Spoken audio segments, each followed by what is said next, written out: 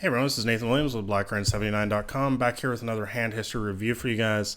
So this hand was sent to me by Richard, and it was played at NL2 Full Ring. So I do think that there's some issues with this hand. I do think there's definitely some better decisions that Richard could have made in this hand that hopefully will help you guys as well in your poker games. So let's jump right into this. So Richard is dealt the old ace-3 of clubs under the gun. Now, I will say that that this hand is basically a fold for me, as I talk about on my blog and in my first book, Crushing the Micro Stakes. We really want to keep our range as tight as possible under the gun, especially in a full ring game. And when I say full ring, I'm talking about 9 players or 10 players, as you'll get sometimes in a live. Maybe there's a couple 10-handed games online, but not too many. It's usually 9. And you often see 10-handed live. But basically what I'm talking about with under the gun is the first seat, the first really 2 or 3 seats actually to the left of the big blind. So from these seats, you really only want to be playing your pairs. That's deuces all the way through aces, and obviously the top end of that range, aces, kings, queens, and jacks and stuff like that. You can be raising and playing them extremely aggressively after the flop. And with the rest of our pairs, we should be coming in for a raise, but we should be playing a little bit more cautiously and trying to just make a set in full ring, and if we're going to play a big pot. And other than that, I would play, strong aces from these. And again, I'm talking about the first 3 seats here to the left of the big blind, which are generally referred to as under the gun in full ring. So I would also play the ace king, ace queen, ace jack, and king queen. And honestly, that's pretty much it. And I will say that my entire range, I'm coming in with a raise. I don't like limping, and so that's why I actually do disagree with Richard's decision here. In two aspects, because I would not play this particular hand, this ace-3 suited. And also, if I was going to play it, I'd be coming in for a raise anyways. I understand the logic here. I definitely, at higher stakes, I will mix in a hand like this from time to time just to keep some better opponents, especially guessing about my range. I don't want them to ever be able to narrow me down to the range that I just talked about, which is just pairs and strong aces, essentially.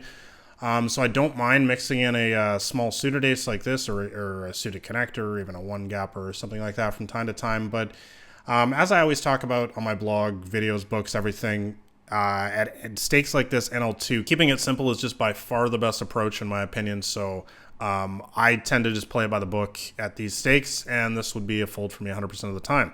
But however, let's jump into this hand and see how it plays out. So Richard didn't send me any reads, so I'm just going to assume that these are the standard kind of players at L2. You're going to get a bunch of regulars who, they're not really that good, but they're playing tight and stuff, And then you're going to have 1 or 2 players who are kind of goofball, recreational players just splashing around type deal. You guys know the deal if you played NL2 online. It can get a little crazy at times. So immediately when I see Villain 24 come in for the mini raise there, I'm thinking recreational player right away, because there's no player that's going to ever raise to that amount that is a good player, because it just doesn't make any sense. Everybody's just going to call. And, if you're raising for value, then you should be making it 8 cents or 10 cents to go here. So I'm immediately, even with no raids at all, I'm immediately looking at this player as a recreational player. And actually, that's an important point that I've talked about. I'm actually going to link a blog post in the description for this video, the top 5 signs of a bad poker player. And this is one of them. You don't always need to have HUD stats. Some sites online, you guys know you can't play with a HUD. And obviously, if you're playing live, you don't have a HUD. So there's a lot of little just tells like this of bet sizing, of stack size, of posting a blind out of position, all sorts of stuff like that. So I list all that in that article, and I'll link that below if you guys want to check that out. But that's really what I'm thinking here. I'm immediately pegging Villain 24 as kind of a recreational player just because of the raise size here. It just doesn't, I don't think a good player would ever come in for a mini raise like that. So the small blind comes along for the ride there. The big blind folds for some crazy reason. I mean, just mathematically, you almost have to call with any 2 there, but he decides to fold, and Richard, of course, decides to make a call. So, somewhat interesting flop here. We do have the backdoor nut flush draw, which is great.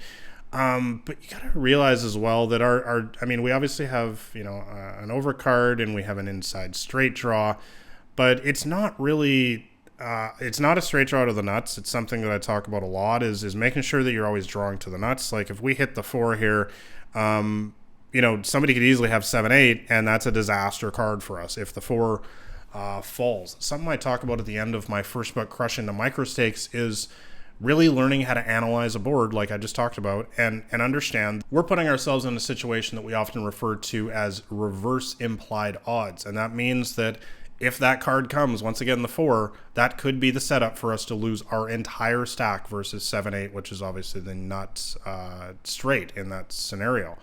So you always want to be looking at that and just making sure that you're never drawing to, the ass end of the straights, as you can call it, or just a sort of a bad inside straight like this. So I hope that makes sense for you guys, and just being able to analyze a board like this and really determine our true equity. It's not really that great in this hand. This is not a great, we didn't smash this flop by any means. So villain 18 comes out for sort of a 2/3 pop bet or something there.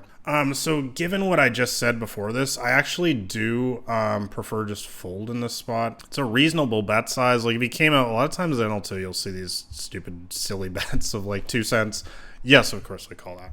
But a legitimate bet versus, we don't know anything about this player, but like I said, I don't think that our equity is great in this hand. Another thing to consider is there's also a player behind. Like it would really suck if we call here and then villain 24, who is the pre-flop raiser, remember, if he all of a sudden makes it 30 cents or 25 cents, then what do? We're just getting ourselves in this just kind of gross situation that's just totally unnecessary, these stakes. So Richard does decide to go ahead and make the call. Once again, I would prefer a fold in this spot. Villain 24 decides to just call, and we see a turn of a jack of hearts. Really doesn't change anything in the hand, but we'll see how the action plays out. So Villain 18 actually just checks this time, and Richard checks. I do agree with that, definitely. I don't think that we want to be, turning our hand into a bluff or anything versus 2 players at these stakes. As I talk about all the time, we always want to be staying away from fancy play syndrome at these limits, and I think that pops up a lot. The hand that I discussed last week, I think, was or a couple days ago, was definitely showed that. Just from playing at these stakes so much over the years and having coached a lot of people in the past, I do see that fancy play is a big issue with a lot of people, and just doing things that are unnecessary. But so I do actually like Richard's decision here to just check and not get crazy or anything. So Villain 24 decides to bet just under half pot there, and we get a call from Villain 18, and Richard goes ahead and makes the fold. So, and I agree with that completely as well. So let me know your guys' thoughts on this hand below.